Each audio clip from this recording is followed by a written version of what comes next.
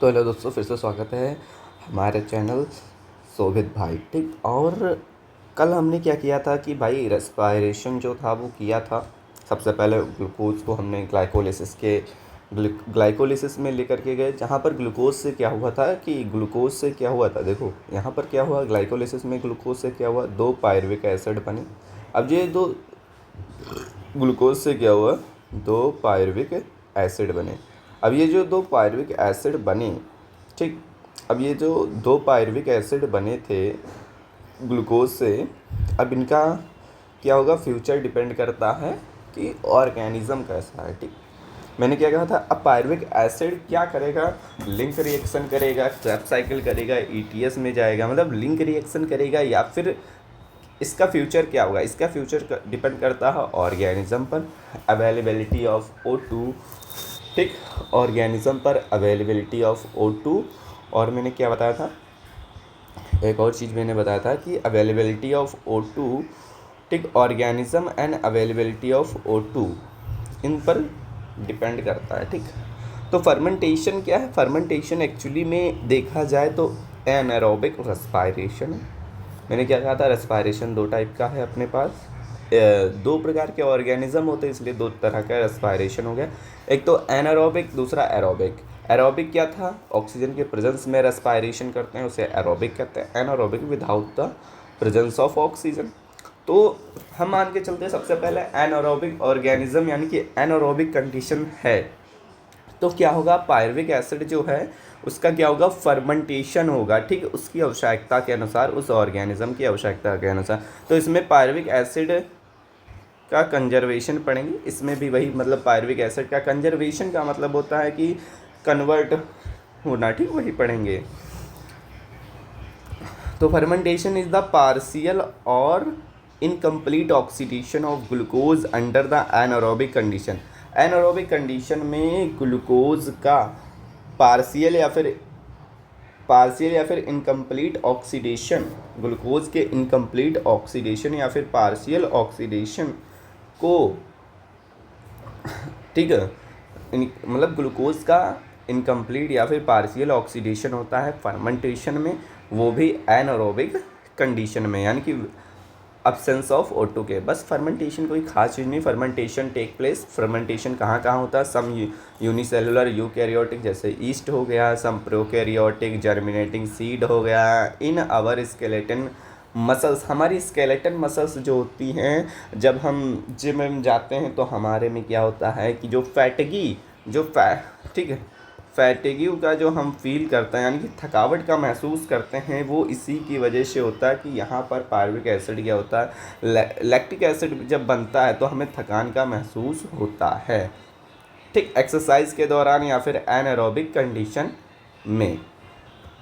अब बात करते हैं आपकी फर्मेंटेशन इन ईस्ट।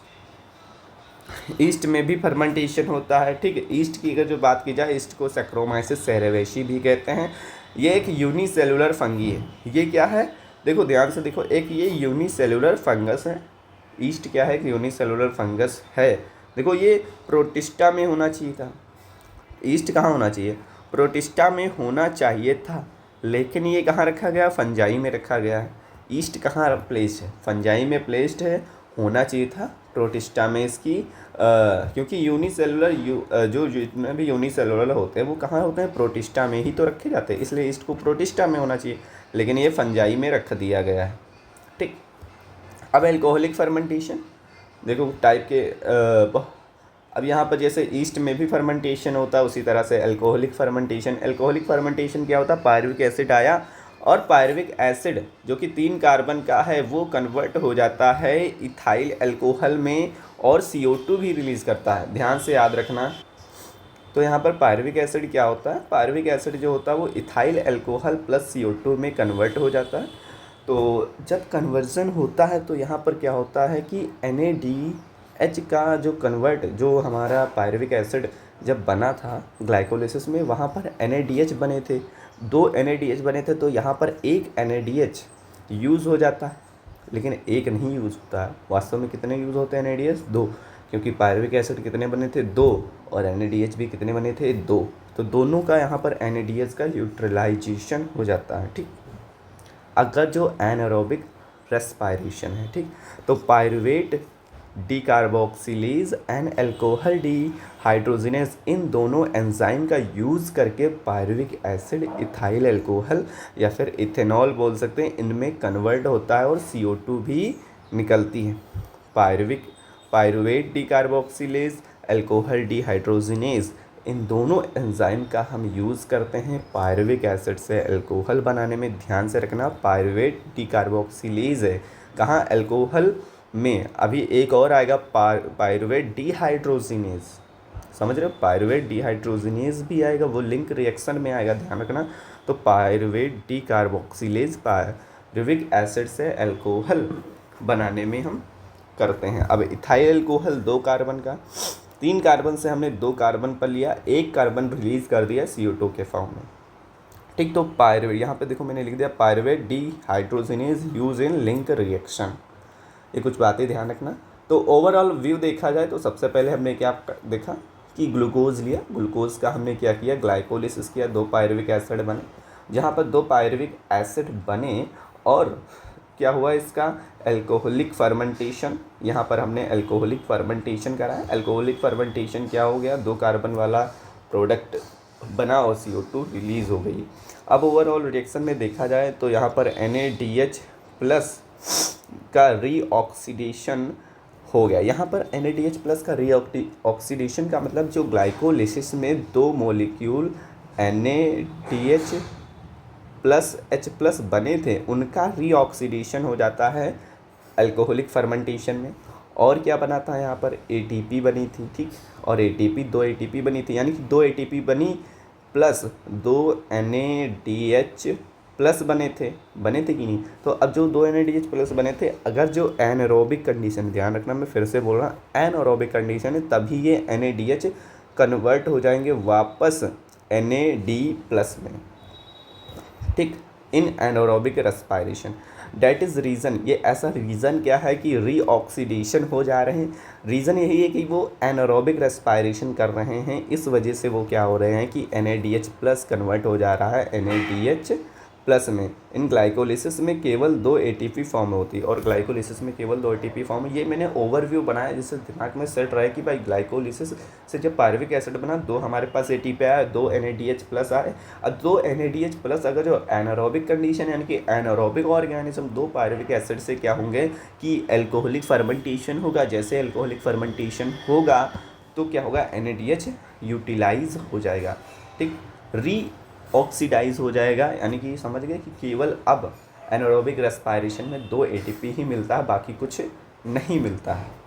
लैक्टिक एसिड फर्मेंटेशन की बात करें, यहाँ पर लैक्टिक एसिड फर्मेंटेशन में CO2 रिलीज़ नहीं होती, पहली बात ये अच्छा खासा क्वेश्चन बनता है। अल्कोहल में रिलीज़ होती है CO2, यहाँ पर रिलीज़ नहीं होती। अकर्स विदाउट O2, तो वो भी बिना ऑक्सीजन के होता है, क्योंकि एनारोबिक है तो भाई विदाउट ऑक्सीजन के तो होगा ही, तो ये भी विदाउट ऑक्सीजन के होता है। इन सम बैक्टीरिया जैसे लैब हो गया, लैब का मतलब लैक्टोबैसिलस, ठीक, लैक्टोबैसिलस हो गया। In skeletal muscle of during exercise feeling fatigue का मतलब हम थकावट का फील करते हैं, इस वजह से लैक्टिक एसिड बनता है।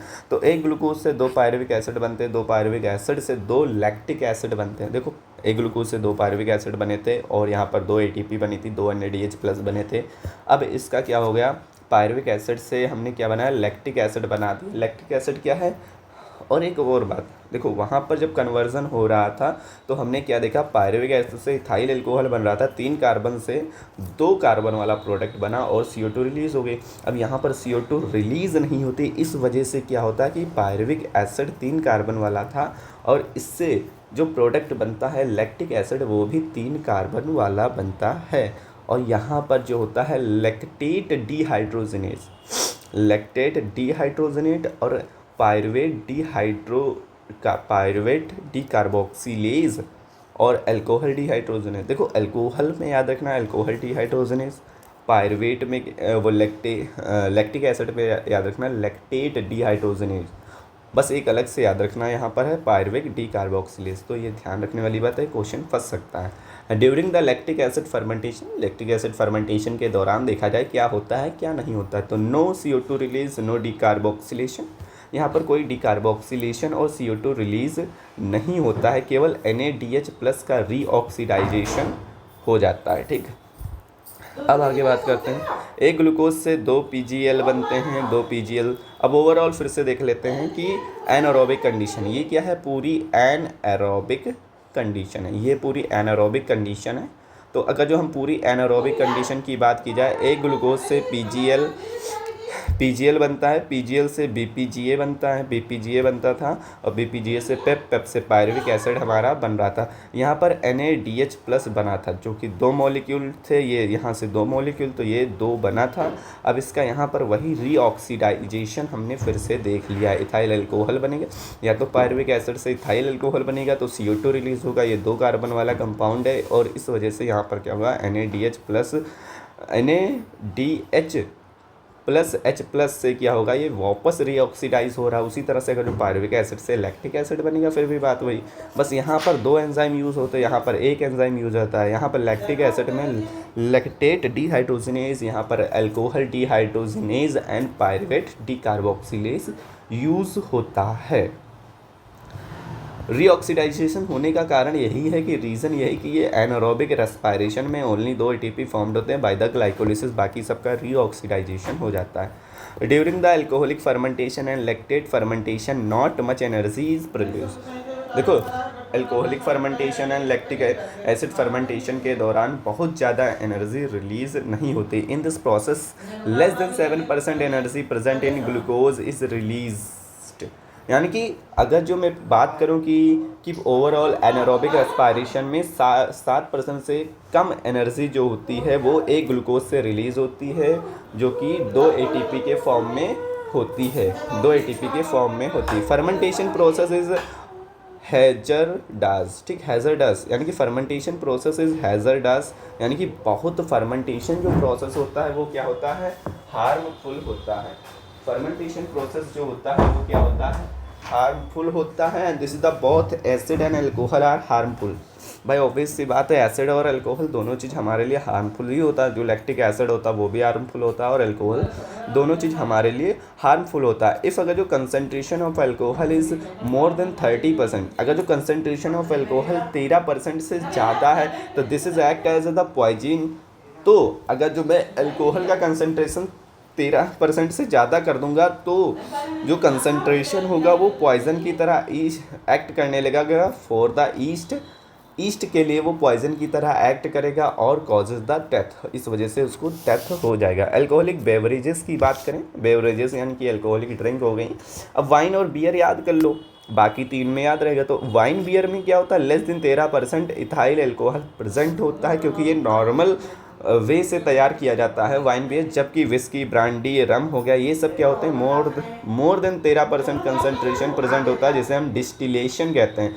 तो डिस्टिलेशन में क्या होता है, हम जो थे वहाँ पर थे कि अल्कोहलिक बेवरेजेस या फिर ड्रिंक पर थे। यहाँ पर वाइन बियर में क्या होता है, लेस देन 13% यहाँ पर इथाइल अल्कोहल का कंसंट्रेशन पाया जाता है, इसलिए ये क्या होता है, ये ईस्ट के लिए हार्मफुल नहीं होता। लेकिन यहाँ पर क्या होता है कि भाई विस्की, ब्रांडी, रम, इन सब में मोर देन 13% जो होता है वो इथाइल अल्कोहल प्रेजेंट होता है बाय द डिस्टिलेशन। यहाँ पर डिस्टिलेशन प्रोसेस के द्वारा इसमें मोर देन 13% कंसंट्रेशन जो होता है विस्की, ब्रांडी, रम में प्रेजेंट होता है। ये याद रखना। याद क्या करना, 2 चीज़ याद करना, वाइन बियर याद कर लो कि less than 13% ethyl alcohol present होता है, बाकी है तो मोर देन 13% होता है। और इसके प्रोसेस के द्वारा इथाइल, वो क्या बोलते हैं यार इसको, डिस्टिलेशन प्रोसेस के द्वारा मैं इथाइल बता रहा हूँ। मैं फिर से ओवरव्यू दिखाता हूँ। ग्लूकोज था, ग्लाइकोलिसिस किया, साइटोप्लाज्म में होता था, 2 पायरुविक एसिड बने। अब इसका पायरुविक एसिड का फ्यूचर डिपेंड करता है कि कंडीशन कैसी है, एरोबिक कंडीशन है कि एनारोबिक। अगर जो एनारोबिक कंडीशन तो इथाइल अल्कोहल से, वो पायरुविक एसिड से इथाइल अल्कोहल बनेंगे, लैक्टिक एसिड बनेंगे, या और मैं बता दूँ दूसरी बात क्या है कि भाई अगर जो एनारोबिक, वो एरोबिक कंडीशन, तो एरोबिक कंडीशन में क्या होगा कि पायरुविक एसिड जाएगा, लिंक रिएक्शन से करेगा, फिर क्रैब साइकिल से, फिर बाद में ETS उसकी चलेगी, और CO2 और H2O प्लस एनर्जी रिलीज होगी। यानी कि यहाँ पर एनारोबिक कंडीशन में बहुत कम, लेस देन 7% एनर्जी रिलीज होती है, यानी कि केवल 2 ही ATP रिलीज होती। यहाँ पर बहुत ज़्यादा ATP रिलीज होती, टोटल 38 ATP का फॉर्मेशन होता है एरोबिक रेस्पायरेशन, यानी कि हम माइटोकॉन्ड्रिया की बात कर रहे हैं। मेनली एरोबिक रेस्पायरेशन, ज़्यादातर पूरा एरोबिक रेस्पायरेशन होता है माइटोकॉन्ड्रिया में, यहाँ पर तो केवल ग्लूकोज। अब बात करते हैं ग्लूकोज, वही देख सकते हो यहाँ पर ग्लूकोज जो है ग्लाइसेरिक एसिड 3 फॉस्फेट, वही 3 PgAl 3 PgL से क्या हो गया 13 BPGA बनता है। 13 BPGA से क्या होता है पायरुविक एसिड बनता है, ठीक, फॉस्फोफिनॉल पायरुविक एसिड बनता है। अब इस पायरुविक एसिड का मतलब वही NCERT का डायग्राम है, वही फिर से क्वेश्चन हम लोग जो होगा मतलब एक सेशन रहेगा जिसमें कंप्लीट हम क्वेश्चन ही करेंगे। अब हमने क्या किया, एरोबिक रेस्पायरेशन ख़त्म कर दिया। वही दो कंडीशन हो सकती है पायरुविक एसिड बनने की, या तो इथाइल अल्कोहल बनेगा या तो फिर लैक्टिक बनेगा। लेकिन अब यहाँ पर पायरुविक एसिड को, अगर जो पायरुविक एसिड क्या है वो एरोबिक कंडीशन में है या फिर एरोबिक ऑर्गेनिज्म में प्रेजेंट है, तब क्या होगा कि एरोबिक रेस्पायरेशन होगा और क्या होगा लिंक रिएक्शन पायरुविक एसिड करनी चला जाएगा। अब बात करते हैं सबसे पहले एरोबिक रेस्पायरेशन की। Aerobic respiration occurs in mitochondria. Aerobic respiration में 3 यहाँ पर हम पढ़ेंगे, link reaction, crabs cycle, ETS में, क्योंकि वो जो ग्लाइकोलिसिस है वो दोनों में कॉमन है, एरोबिक हो चाहे एरोबिक हो या फिर एनारोबिक हो। अब सबसे पहले बात करते हैं एरोबिक रेस्पायरेशन की। यहाँ पर कंप्लीट ऑक्सीडेशन होता है। सबसे पहली बात यहाँ पर complete oxidation of pyruvic acid in presence of O2 के प्रेजेंस में यहाँ पर एरोबिक रेस्पायरेशन में कंप्लीट ऑक्सीडेशन होता है किसका, पायरुविक एसिड का, दोनों मॉलिक्यूल का।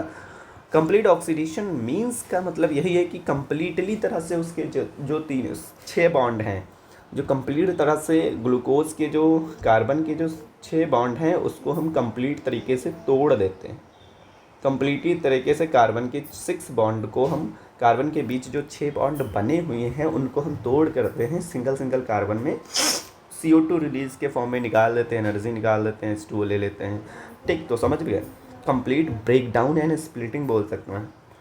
विद द हेल्प ऑफ, किसके हेल्प से ये ब्रेक डाउन करते हैं, मतलब कि पायरुविक एसिड का किसके हेल्प से ब्रेक डाउन करते हैं, किसके हेल्प से ये सब करते हैं, तो इसमें हम हेल्प लेते हैं लिंक रिएक्शन का, क्रैब्स साइकिल का, जिसे TCA, ठीक है, साइकिल और ETS चीज़ों का हम क्या करते हैं यूज़ करते हैं। अब एरोबिक रेस्पायरेशन की बात करें, यहाँ पर complete oxidation of glucose, NCERT की लाइन देख लेते हैं, कंप्लीट ऑक्सीडेशन। हाँ, तो हम लोग फिर से देखते हैं एक बार। तो एरोबिक रेस्पायरेशन की बात करें, complete oxidation of glucose, complete oxidation of glucose in presence of O2। मैं एक बार फिर से बोलता हूँ, थोड़ा यहाँ पे काम से गया था इसलिए थोड़ा गड़बड़। फिर से, complete oxidation of glucose in presence of O2 के प्रेजेंस में ग्लूकोज का कंप्लीट ऑक्सीडेशन करना and release large amount of energy 3 ATP जो है वो रिलीज़ होती है माइटोकॉन्ड्रिया में।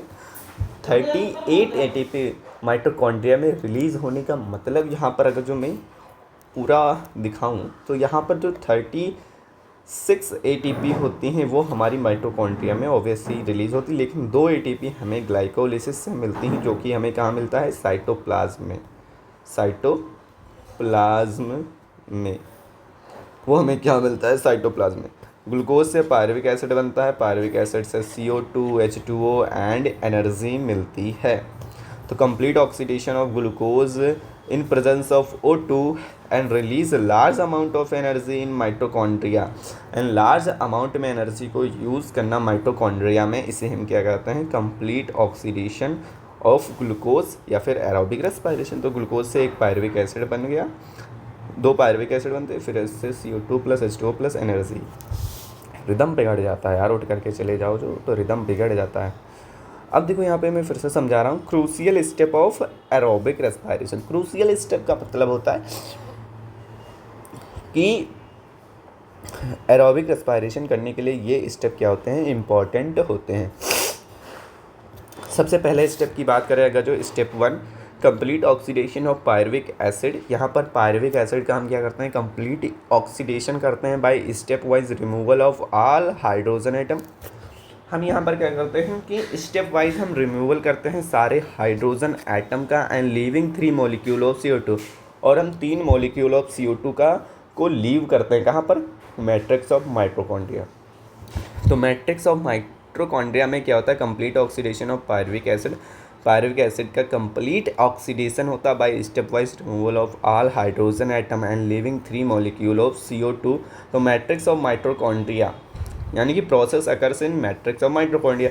तो ओवरऑल इस प्रोसेस को हम क्या बोलते हैं, link reaction plus Krebs cycle. ये जो पूरा प्रोसेस लिखा है ये इतना कंप्लीट कब होगा, link reaction and Krebs cycle से। तो ये सब link reaction and Krebs cycle में होता है, उसी का पार्ट है या फिर उसी को मैंने लैंग्वेज में लिख दिया, अकर्स इन मैट्रिक्स। दूसरा क्रूशियल स्टेप इसका ये है कि the passing of electron removal as a part hydrogen atom, as a part hydrogen atom के पार्ट, ठीक है। इलेक्ट्रॉन देखो पास करता है, इलेक्ट्रॉन एज अ पार्ट, देखो passing on of electron removed, मेरे नाक भी बंद है इसलिए वर्ड जो है थोड़ा उल्टा निकल रहा है। Passing of electron removed as a part of hydrogen atom to molecule O2 with simultaneously synthesis of ATP process occurs in inner membrane of mitochondria। इसका मतलब है कि इलेक्ट्रॉन के पास करने से, जब इलेक्ट्रॉन हाइड्रोजन से इलेक्ट्रॉन जो पास होता है और इलेक्ट्रॉन के पासिंग होने से फिर क्या होता है, वहाँ पर O2 के ऊपर इलेक्ट्रॉन जाकर के डायरेक्ट अटैक करता है, और इलेक्ट्रॉन का अगर जो एक इलेक्ट्रॉन पास हो रहा है यानी कि एक हाइड्रोजन ही तो पास हो रहा है, तो जब O2 के साथ अटैक होता है इस तरह से बहुत सारे O2 जो होते हैं वो इलेक्ट्रॉन होते हैं अटैक करते जाते हैं O2 पर, तो क्या होता है वाइटर, तो क्या होता है 2 मिनट काम हो गया है। तो क्या होता है कि यहाँ पर O2 पर अटैक करता है, इस वजह से वाटर बनता है और साइमल्टेनियसली सिंथेसिस ऑफ ATP, और नीचे क्या होता है और साथ में क्या होता है ATP का फॉर्मेशन हो जाता है। हो सकता है ये स्टेप ना समझ में आए, लेकिन जब हम प्रोसेस पढ़ेंगे ETS तब हमें समझ में आ जाएगा। तो ETS में क्या होता है NADH प्लस एंड FADH2 का ऑक्सीडेशन होता है, जो glycolysis link reaction and Krebs cycle में बने थे। अच्छा इसमें NADH बताओ एक क्या है, एक्चुअली में ETS एक क्या है, फैक्ट्री, ठीक है। ETS एक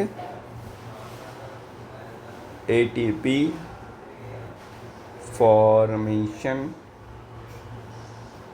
फैक्ट्री बोल सकते हैं, क्योंकि यहाँ पर क्या होता है केवल ATP फॉर्मेशन फैक्ट्री है, यहाँ पर ATP का ही फॉर्मेशन होता है, वो भी किसके प्रोडक्ट से, जो ग्लाइकोलिसिस का प्रोडक्ट था, लिंक रिएक्शन का प्रोडक्ट था, क्रेब्स साइकिल, इन तीनों के प्रोडक्ट जो होता है वो ETS में जाते हैं, क्योंकि ETS एक फैक्ट्री, वहाँ पे ATP कन्वर्ट हो जाते हैं। यानी कि जो कुछ ETS के ATP बनते हैं वास्तव में वो किसके होते हैं, Krebs cycle, glycolysis, link reaction. इसलिए जब हम काउंट करते हैं तो ETS में हम नहीं काउंट करते हैं, कि जब पूछा जाए कि ETS में कितने ATP बनते हैं तब अलग बात है, और अगर जो नॉर्मली पूछे कि क्रेब्स साइकिल में कितने ATP मिलते हैं तो वो हम 2 प्रकार के क्वेश्चन आएंगे, या तो डायरेक्टली फॉर्म्ड या फिर इनडायरेक्टली। तो ये जो होते हैं इनडायरेक्टली फॉर्म्ड वाले ATP हैं।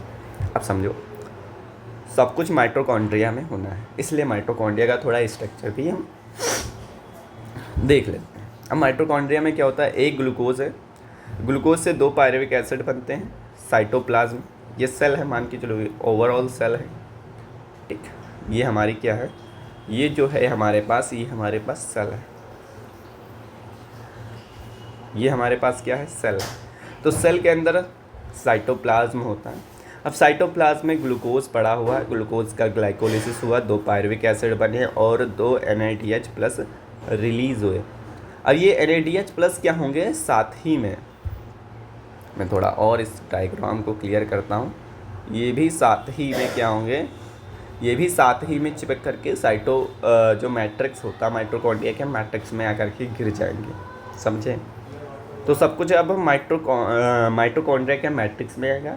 अब ये माइटोकॉन्ड्रिया की बाहर लेयर को आउटर मेम्ब्रेन, अंदर वाली लेयर को इनर मेम्ब्रेन और बीच वाले लेयर को इंटर मेम्ब्रेन स्पेस कहते हैं। और ये जो उभार है इसे हम क्या कहते हैं, क्रिस्टी बोलते हैं, इसे मैट्रिक्स। अब आगे बढ़ते हैं। मैट्रिक्स ऑफ माइटोकॉन्ड्रिया, यानी कि जो माइटोकॉन्ड्रिया की जो मैट्रिक्स है, ये जो मैट्रिक्स है, ठीक जैसे सेल का साइटोप्लाज्म कहते हैं, उसी तरह से माइटोकॉन्ड्रिया के साइटोप्लाज्म को हम क्या बोलते हैं, मैट्रिक्स बोलते हैं। अब जो मैट्रिक्स ऑफ माइटोकॉन्ड्रिया, इसमें क्या होता है कि मैट्रिक्स ऑफ माइटोकॉन्ड्रिया में जो मैट्रिक्स ऑफ माइटोकॉन्ड्रिया में क्या होता है, पायरुविक एसिड के साथ को ए एंजाइम क्या होता है, रिएक्ट करके क्या बनता है, एसिटाइल को ए प्लस CO2 बनाता है, एसिटाइल को ए प्लस CO2 बनाता है। यानी कि तीन पायरुविक एसिड है प्लस को ए एंजाइम है, तो पायरुविक एसिड 3 कार्बन का है और एसिटाइल को ए एंजाइम बनता है जो कि 2 कार्बन का है। तो पायरुविक एसिड से एसिटाइल को ए एंजाइम कब बनता है, this is the link reaction कहाँ होती है, माइटोकॉन्ड्रिया के मैट्रिक्स में होती है। मैंने क्या कहा था कि पायरुवेट डीहाइड्रोजिनेज, वहाँ पर क्या था, पायरुवेट डी कार्बोक्सिलेज था, एल्कोहलिक फर्मेंटेशन। लेकिन लिंक रिएक्शन में क्या है, पायरुवेट डीहाइड्रोजिनेज। यहाँ पर लिख भी दिया गया कि pyruvate D carboxylase use in alcoholic fermentation. यहाँ पर ऑक्सीडेशन ऑफ डी कार्बोक्सिलेशन भी होता है। देखो लैक्टिक एसिड में डी कार्बोक्सिलेशन नहीं होता है, अल्कोहल में डी कार्बोक्सिलेशन होता है। यहाँ पर भी ऑक्सीडेटिव डी कार्बोक्सिलेशन, ऑक्सीडेटिव का मतलब है कि ऑक्सीडेटिव यहाँ पर डी कार्बोक्सिलेशन होता है। तो यहाँ पर ऑक्सीडेटिव डी कार्बोक्सिलेशन होता है, पायरुविक एसिड से एसिटाइल को ए एंजाइम बनता है। ये रटना पड़ेगा भाई, मुझे भी याद नहीं था, मुझे भी रटना। को ए एंजाइम जो होता है ये एक्ट करता है और साथ में पायरुवेट डीहाइड्रोजिनेज भी एक्ट करता है, Mg2+ आयन भी एक्ट करता है। और यहाँ पर जब ये प्रोसेस हो रहा होता है तब NAD+ जो होता है वो कन्वर्ट हो जाता है NADH में, समझे। तो एसिटाइल को ए CO2 निकलता है, यानी कि एक CO2 कहाँ निकली, अभी तक कहीं पर CO2 निकली नहीं निकली, यहाँ पर ही केवल CO2 निकली और ये एक लिंक रिएक्शन में होता है। अब जब एसिटाइल को एंजाइम होता है, अब ये इंटर कर जाता है क्रेब्स साइकिल में। कैलकुलेशन फ्रॉम 1 ग्लूकोज, एक ग्लूकोज से फिर से कैलकुलेशन करते हैं। 2 पायरुविक एसिड थे, 2 पायरुविक एसिड के साथ 2 NADP भी एक्ट करते हैं और को एंजाइम 2 एक्ट करते हैं, क्योंकि 2 थे, एक था तो एक यूज़ कर रहा था। अब पायरुवेट डीहाइड्रोजिनेज यूज़ होगा तो एसिटाइल को एंजाइम कितने बनेंगे, 2 बनेंगे, ये 2 कार्बन का है, 2 क्या होंगे, CO2 रिलीज होंगे, 2 NADH प्लस H+ रिलीज होगा। तो इन दोनों का कार्बन को हटाने के लिए क्रेब्स साइकिल चलेगी। अब हमें क्या करना है, कंप्लीट ऑक्सीडेशन करना। तो अब कंप्लीट ऑक्सीडेशन के लिए एसिटाइल को एंजाइम में 2 कार्बन बचे। इन 2 कार्बन को अगर जो मैं हटा दूँ तभी तो कंप्लीट ऑक्सीडेशन ऑफ ग्लूकोज का होगा। यानी कि अब हमें केवल 2 कार्बन हटाने। इसके लिए अब ये जो एसिटाइल को एंजाइम है ये इंटर करेगा Krebs cycle. Now acetyl coenzyme enters in a cyclic pathway is known as Krebs cycle or tricarboxylic acid cycle, जिसे हम क्या बोलते हैं, TCA, ट्राईकार्बोक्सिलिक एसिड या फिर TCA साइकिल या फिर सिट्रिक एसिड साइकिल में इंटर करेगा, हैंस क्रैब बोल सकते हैं। तो acetyl co enzyme connecting link between the pyruvic acid and oxalo acetic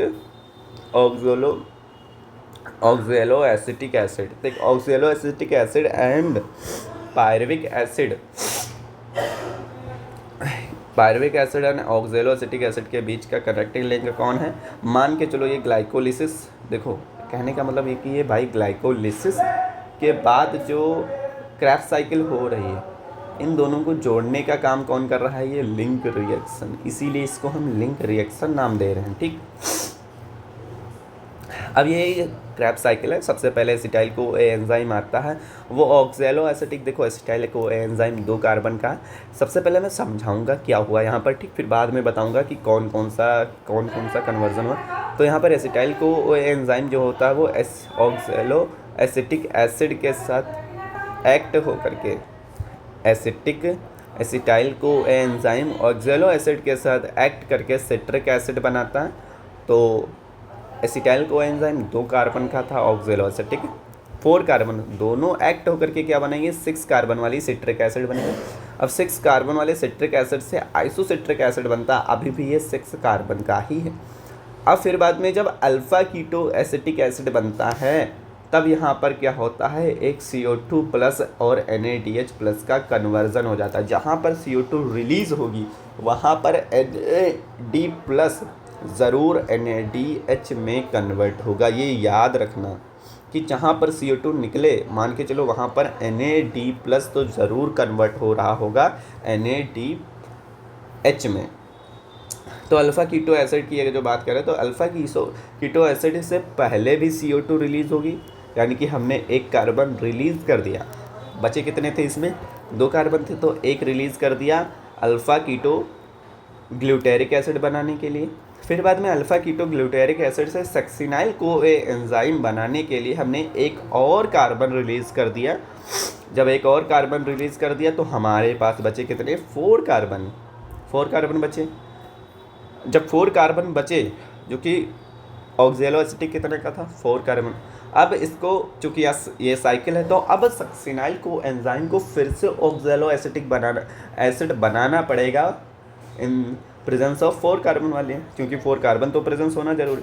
तो अब यहाँ पर सक्सिनाइल को एंजाइम से सक्सिनिक एसिड बनेगा और यहाँ पर GDP जो होगा वो GTP में चेंज होगा, और GDP जो होगा वो GTP में चेंज होगा। और जो GTP है, जो GDP है, ये एक्चुअल में ATP में चेंज हो जाता है। ATP एक्चुअली में ATP ही होती है, वो GTP मतलब एक्चुअली में ATP होती है, ठीक। अब सक्सिनाइल को एंजाइम से सक्सिनिक एसिड बनता है, फिर सक्सिनिक एसिड से फ्यूमेरिक एसिड बनता है। ये भी फॉर कन्वर्जन हो रहा है, केवल कन्वर्ट हो रहा है। यहाँ से क्या होता है, यहाँ से स्टार्ट हो जाता है कन्वर्ट होना, कन्वर्ट इनटू।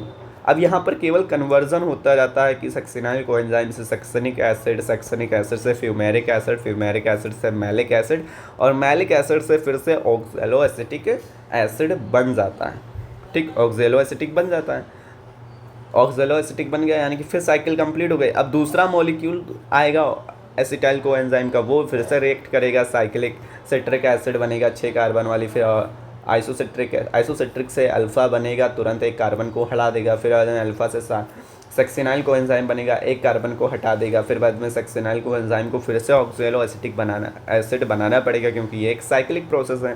तो यहाँ पे सक्सिनाइल एसिड, सक्सिनाइल के बाद फ्यूमेरिक एसिड, फ्यूमेरिक के बाद मैलिक एसिड के बाद ऑक्जेलो एसिटिक एसिड। अब हमें याद क्या करना है, देखो तो एसिटाइल को जो ऑक्जेलो एसिटिक और एसिटाइल को एंजाइम है, ये दोनों जो होता है एक्ट करते हैं टिक सिट्रेट सिंथेसिस एंड को एंजाइम प्लस वाटर की प्रेजेंस में। फिर बाद में सिट्रिक एसिड आइसोसिट्रिक बनाते हैं। और जहाँ पर CO2 रिलीज, तो हमें याद क्या करना है कि अल्फ़ा कीटो ग्लूटेरिक एसिड के आगे और पीछे दोनों तरफ क्या होता है, CO2 रिलीज़ होती है, और जहाँ पर CO2 रिलीज़ होगी वहाँ पर NAD प्लस से NaDH प्लस ज़रूर बनेगा।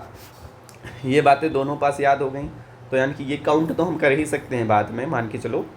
अब यहाँ से फिर सक्सिनाइल को एंजाइम बनेगा जो कि 4 कार्बन का है। अब 4 कार्बन को ही हमें रखना पड़ेगा, क्योंकि आगे ये साइक्लिक है, ऑक्जेलो एसिटिक भी 4 कार्बन का, इसलिए इसको 4 कार्बन में ही रखना पड़ेगा। और यहाँ से स्टार्ट हो जाएगा इसका कन्वर्जन के लिए ऑब्वियस सी बात है कि कन्वर्जन हम करते चलेंगे। जैसे ही कन्वर्जन करना स्टार्ट करेंगे तो सक्सिनाइल को एंजाइम से सक्सिनिक एसिड बनाने में क्या होता है, यहाँ पर GDP प्रेजेंस तो होती है। जो GDP एक्चुअली में है, तो देखा जाए तो GDP एक्चुअली में क्या है,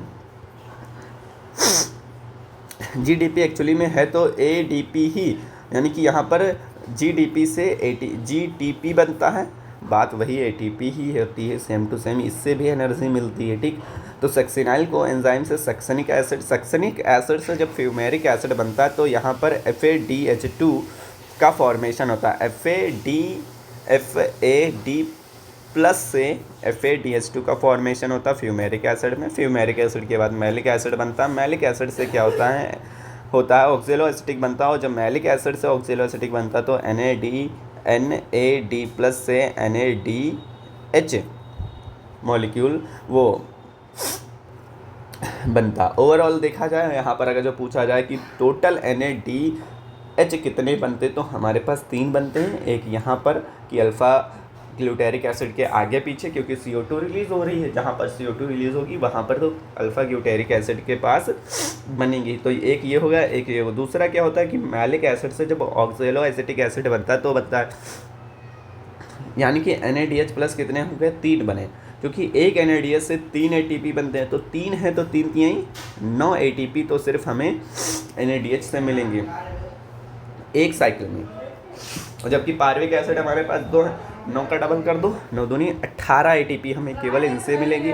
और ATP यहाँ पर हमारे पास कितनी रिलीज़ हो रही है, ATP हमें यहाँ पर एक ही रिलीज़ हो रही, तो एक ATP हमें साइकिल से मिलती, तो 2 बार चलेगी, तो 2 यानी कि 18 थे, 18 तो 20, अब 20 हो गए। ठीक, अब FADH से क्या होगा कि 2 ATP बनते हैं, तो साइकिल 2 बार चलेगी, 2 FADH यानी कि 4, यानी कि 20 + 4 24 ATP हमें केवल क्रेब्स साइकिल से मिली। देखो काउंट करा दिया यहीं पर 24।